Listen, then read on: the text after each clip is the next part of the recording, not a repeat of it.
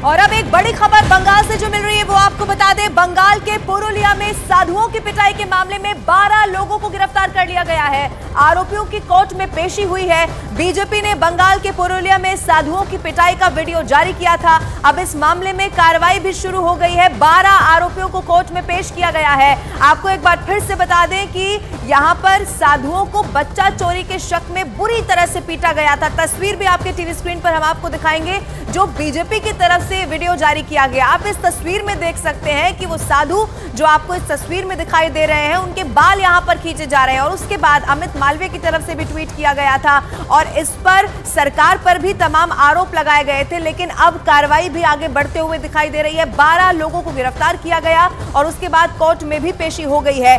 2 video यहां पर सामने आए थे, चूंकि एक और वीडियो भी बताया गया जिसमें दूसरे साधु भी जो वहां पर खड़े हुए थे उन पर भी भीड़ टूट जाती है और बुरी तरह से पीटा जाता है, कपड़े तक फाड़ दिए जाते हैं। अलग अलग 2 तस्वीरों के जरिए अब आपको समझाते हैं कि अभी की स्थिति वहां पर क्या है। पहले आप देखिए साधुओं की वहां पर पिटाई होती है, ये बहुत गंभीर आरोप वहां पर लगाए जाते हैं, बाकायदा उसकी तस्वीर सामने आती है। और अब 12 आरोपी गिरफ्त में आ चुके हैं। वो तस्वीर ये भी बताती है कि पुलिस तक भी पहुंच गई थी, पुलिस रोकने की कोशिश कर रही थी, लेकिन भीड़ है कि पीछे हटने को तैयार नहीं थी। वो लोग एक के बाद एक इसी तरह बुरी तरीके से पीटते हुए दिखाई दे रहे थे।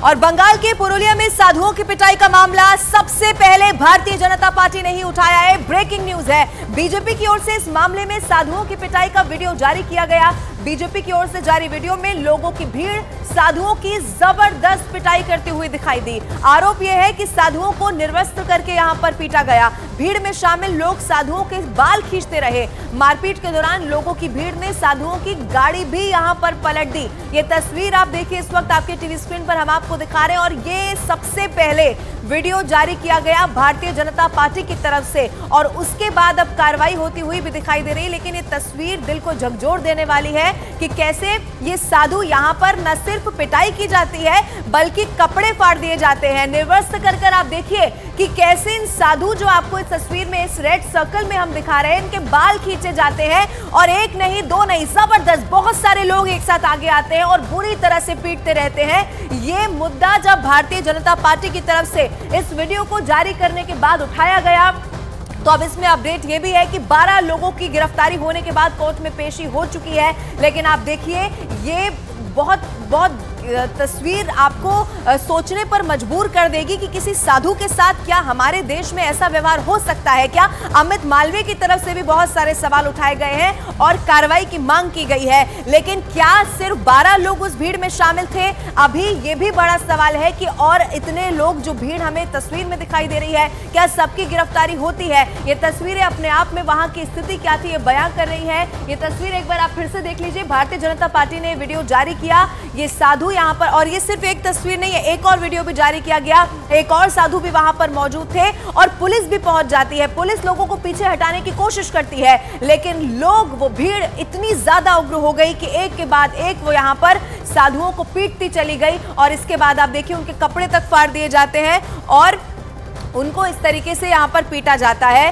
बंगाल में पालघर पार्ट 2 ऐसा कहा जा रहा है। बच्चा चोरी के शक में यहां पर साधु की पिटाई हो जाती है। बीजेपी का पश्चिम बंगाल में पालघर पार्ट 2 का भी यहां पर आरोप है। आपको याद होगा पालघर में 2020 में इसी तरह से साधुओं की पीट कर हत्या कर दी गई थी। इसीलिए बीजेपी ने टीएमसी पर तुष्टीकरण की राजनीति करने का यहां पर आरोप लगाया है। अप्रैल 2020 में महाराष्ट्र के पालघर में 2 साधुओं की पीट कर हत्या कर दी गई थी। बच्चा चोरी का यहां पर शक हुआ और उसके बाद आप देखिए ये भीड़ जैसे कानून को अपने हाथ में लेती हुई दिखाई देती है। अगर ऐसा शक था भी तो क्या वहां पर पुलिस को नहीं बुलाया जा सकता था या फिर कोई कानूनी रास्ता नहीं अपनाया जा सकता था?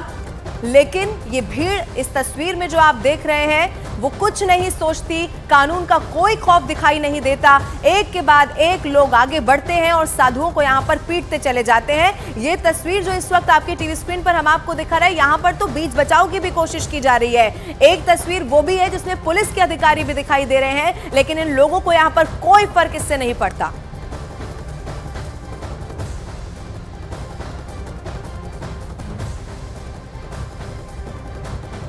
और केंद्रीय मंत्री अनुराग ठाकुर ने साधुओं की पिटाई के मामले को लेकर बंगाल की ममता सरकार पर जबरदस्त हमला बोल दिया है। अनुराग ठाकुर ने बंगाल में कानून व्यवस्था पर सवाल खड़े कर दिए हैं। उन्होंने बंगाल की ममता बनर्जी सरकार पर तुष्टीकरण की राजनीति करने का आरोप लगाया। ये ब्रेकिंग न्यूज आपको बता रहे, बंगाल में कानून व्यवस्था पर सवाल उठाए केंद्रीय मंत्री अनुराग ठाकुर ने। बंगाल में तुष्टीकरण की राजनीति की जा रही है, यह कहा अनुराग ठाकुर ने। ममता सरकार पर यह बहुत बड़ा हमला बोला है अनुराग ठाकुर ने, ऐसा इसीलिए क्योंकि वहां पर साधुओं को पीटा जाता है, उनके कपड़े फाड़े जाते हैं, उनकी जबरदस्त पिटाई की जाती है और लोगों में कानून का कोई खौफ दिखाई नहीं देता। इसीलिए अनुराग ठाकुर ने कानून व्यवस्था पर भी सवाल उठाए हैं। बंगाल में तुष्टीकरण की राजनीति हो रही है, यह भी कहना है केंद्रीय मंत्री अनुराग ठाकुर का। इस तस्वीर को देखने के बाद पूरे देश में इस वक्त गुस्से का माहौल है और इसीलिए कहा जा रहा है, बीजेपी आरोप लगा रही है कि ये पालघर पार्ट 2 है। आखिरकार ये वातावरण क्यों, ये तुष्टीकरण की राजनीति ने इस वातावरण खड़ा कर दिया है कि कभी राम जन्मभूमि का अगर शिलान्यास हो तो बंगाल में कर्फ्यू जैसी स्थिति खड़ी कर दे, हिंदुओं को जश्न भी न मनाने दिया जाए। और अब हिंदू साधुओं को मारने पीटने की, उनकी हत्या तक करने का भी प्रयास किया गया। इस तरह की घटनाएं सामने आई और राज्य की सरकार मूक दर्शक बन के बैठी रही। मीडिया के मित्रों ने जब ये बात को उठाया तब जाकर अब ये थोड़ी कार्रवाई की है। सवाल ये खड़ा होता है कि तुष्टीकरण की राजनीति पश्चिम बंगाल को कहां लेकर जा रही और आखिरकार ये हिंदू विरोधी सोच क्यों है। और अब आपको उन साधुओं का भी बयान सुनवा देते हैं जिनकी बंगाल के पुरुलिया में पिटाई का आरोप है। सर, जैसे हम जा रहे थे गंगा सागर के लिए, रास्ते में अचानक गाड़ी को रोका, हम लोगों के साथ में धक्का मुक्की की और मारपीट की और गाड़ी को तोड़ फोड़ कर, न जाने 200 आदमी थे, न जाने 300 थे, हमको तो बेहोशी आ गई।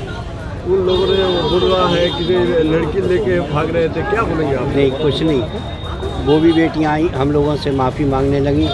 हमने कहा बेटी हमारा ही कोई पाप उदय हुआ जो हमको ये दंड भोग होना।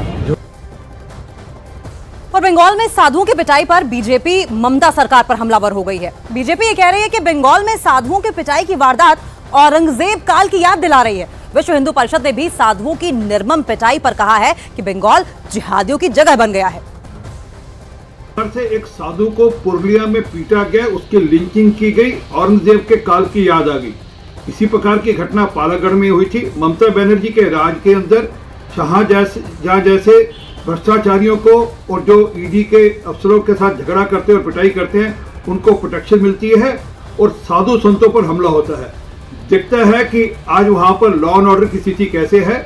मैं अपेक्षा करूंगा कि वहां के गवर्नर इसकी तुरंत चिंता करें।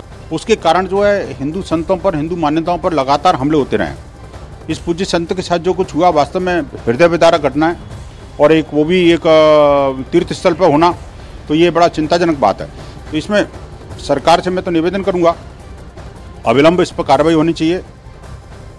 में जिन साधुओं की पिटाई की गई उन साधुओं से बीजेपी के सांसद ज्योतिर्मय सिंह मिलने पहुंचे हैं। साधुओं से मिलकर बीजेपी सांसद ने उनका हालचाल जाना है। साधुओं के लिए बीजेपी सांसद गर्म कपड़े और खाने पीने की चीजें भी लेकर यहां पर पहुंचे।